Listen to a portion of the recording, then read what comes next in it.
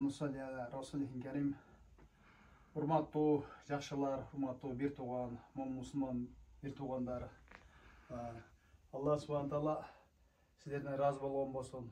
Мына энебизге иншаллах $10.000 ашты. Эми дагы бир ичине катуураак киришкен болсок, ошол $70.000 кылышыбыз шарт болуп турат. Мына орозо бүтүшү менен жолго сапар кылабыз иншаллах.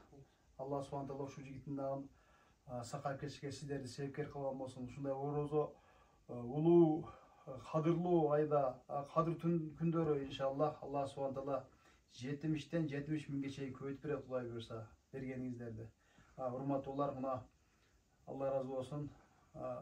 Хамзага, Баяманга канча акчалар топтолду да, иншаллах. Биз дагы бир күчүрмөндүк кылып, урматтуулар, тааныш билиштер баарыбыз иншаллах Аллахтын ыраазычылыгы үчүн ишне аракет кылып койсок, ушу жигит дагы иншаллах мына үйлөнүп бир турмушту баштаган жигит, Кудай буйрса, жакшы болуп кеткен болсо, Алла субхана таала дүйнөдө ахиретте иншаллах сөз Алла субхана таала кайтарып берет иншаллах. Баарыңыздардан Алла разы болсун.